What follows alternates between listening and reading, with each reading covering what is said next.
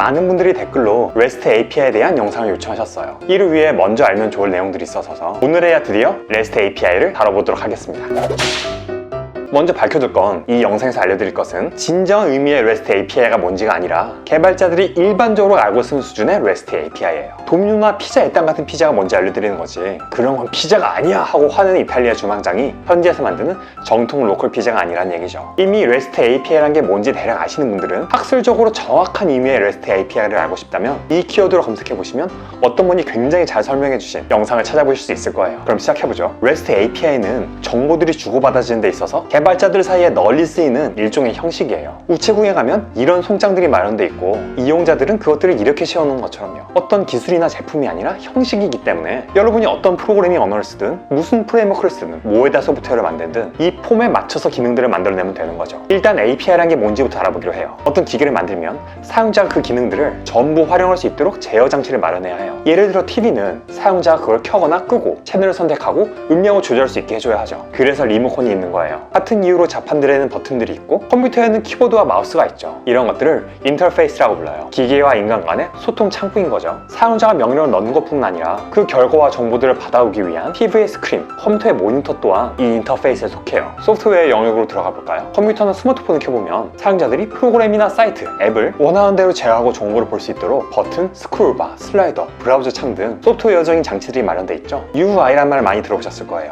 소프트웨어와 인간의 소통을 위한 유저 인터페이스인 거예요. 하지만 IT 세계에서는 우리 눈에 직접 보이지 않는 영역들이 더 많죠. 기계와 기계, 소프트웨어와 소프트웨어 사이에서도 수많은 정보 요청과 교환들이 이루어지고 있어요. 이들 사이에서도 소통할 수 있는 창구가 필요한 거죠. 기상 정보가 관리되는 기상청 서버가 있어요. 포털이나 기타 날씨에 관련된 정보를 제공하는 다양한 웹사이트들, 앱들이 이 기상청 서버로부터 실시간으로 날씨 정보를 요청해서 받아가요. 미리 작성된 소프트웨어를 통해서 이 기상청 서버와 이 서버들 또는 앱들 사이에 정보들이 요청되고 전송되는 거죠. 그렇다면 이 기상청 서버에게 정보들을 요청하는 지정된 형식이 있어야겠죠. 여기에 날짜, 여기에 지역, 여기엔 조회할 내용, 이렇게 표시해서 이 주소로 정보를 요청하면 이렇게 답이 올 거라는 공개된 매뉴얼이 있으면 누구든 이걸 활용해서 기상청 정보를 활용하는 소프트웨어를 만들 수 있을 거예요. 이처럼 소프트웨어가 다른 소프트웨어로부터 지정된 형식으로 요청, 명령을 받을 수 있는 수단을 어플리케이션 프로그래밍 인터페이스, API라고 해요. 꼭 네트워크 상에서만 API가 있는 게 아니에요. 이 영상에서 언급했듯 로컬 프로그래밍 브라우저는 웹 API를 통해 자바스크립트로부터 특정 동작들을 지시받기도 하죠. 윈도우에는 개발자들이 프로그램을 개발할 때 시스템이나 하드웨어에 대한 세세한 지식 없이도 지정된 명령으로 윈도우에서 동작을 수행하도록 소프트웨어를 짤 수 있는 윈도우 API를 제공해요. 이 함수를 넣으면 윈도우가 이렇게 해준다는 걸 알면 개발자들은 그 명령어들로 코드를 짜면 되는 거죠. 이제 API라는 게 뭔지는 분명히 이해가 되셨을 거예요. 그럼 그 중에서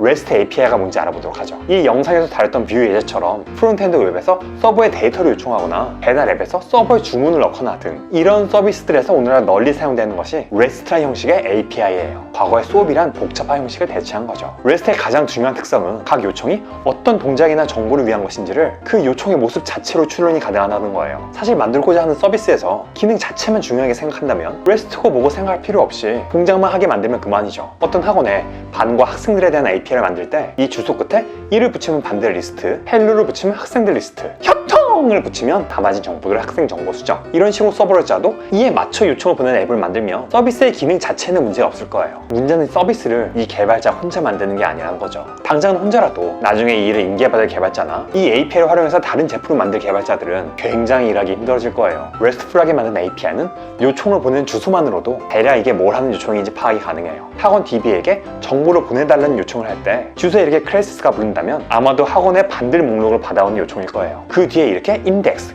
고유 번호가 따라 붙으면 보통은 그 반들 중 인덱스 번호가 이 숫자인 반의 정보가 오죠. 그 뒤에 수정치를 붙여서 보내면 이 반에 해당하는 학생들의 정보가, 여기에 또 인덱스를 붙이면 그 학생들 중에 이 인덱스 번호를 가진 학생의 정보가 오겠죠. 혹은 이렇게 조건을 붙여서 남학생들의 정보만 받아올 수도 있을 거예요. 한 페이지에 10명씩 받아오는 거라면 이런 식으로 표현이 가능하고요. 기똥차죠? 자원을 구조와 함께 나타내는 이런 식의 구문자를 URI라고 해요. 그런데 이런 조회 작업뿐 아니라 정보를 새로 넣거나 수정하거나 삭제하는 작업도 필요하죠.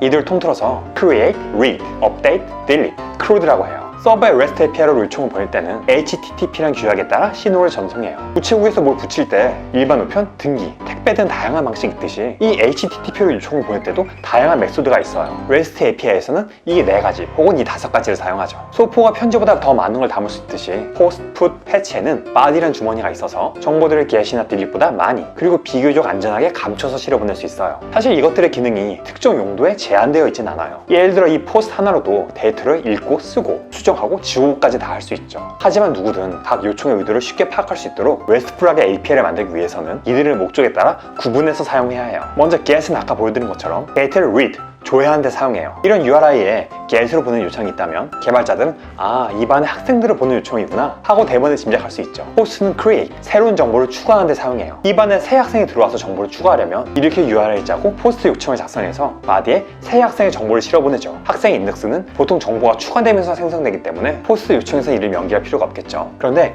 이 인덱스를 가진 학생의 정보들이 변경되었어요. 그럴 때는 URI에 변경할 학생의 인덱스까지 명기한 다음 put 또는 patch를 사용해서 변경, 업데이트될 새 정보들을 역시 바디에 실어보내요. 풋과 패치의 사용은 쓰는 것마다 다르고 그냥 풋으로 다 하는 것들도 있는데 알려진 정석은 풋은 정보를 통째로 갈아 끼울 때, 그리고 패치는 정보 중 일부를 특정 방식으로 변경할 때 사용하는 거예요. 어떤 학생이 학원을 그만두면 딜릿을 써야겠죠? 당연히 URI는 그 학생의 인덱스까지 표시해야 할 거예요. 알겠나요? 말씀드렸다시피 post나 put 같은 거 하나로도 용량이 적고 중요도가 낮은 것들은 get으로도 이 4가지가 다 가능하겠지만 이것들로 구분 가능한 요청을 만들어내려면 이렇게 URI에 이들의 동작까지 표시해야 할 거예요. 정석에 비해 뭔가 깔끔하지가 않죠. 이런 것들을 지양하기 위한 REST의 규칙 중 하나로 URI는 동사가 아닌 명사들로 이루어져야 한다는 게 있죠. 결국 REST API란 HTTP 요청을 보낼 때 어떤 URI에 어떤 메소드를 사용할지 개발자들 사이에 널리 지켜지는 약속이에요. 이미 말했듯 형식이기 때문에 기술에 구애받지 않죠. 여러분이 앱을 만들든 웹사이트를 만들든 그것들을 어떤 언어로 뭘 써서 만들든 거기에 소프트웨어 간 HTTP로 정보를 주고받는 부분이 있다면 이 형식, 규칙들을 준수해서 RESTful한 서비스를 만드는 연습을 해보실 수 있을 거예요. 오늘 이 방송에서 말씀드린 것들은 REST API의 아주 기초적인 부분들이고요. 인터넷에 이런 키워드들로 검색해보시면 보다 자세한 내용들을 찾아보실 수 있어요. 용도에 따라 REST API의 대안으로 떠오르는 GraphQL에 대해서도 이후 다뤄보도록 하겠습니다. 될 것 같아요?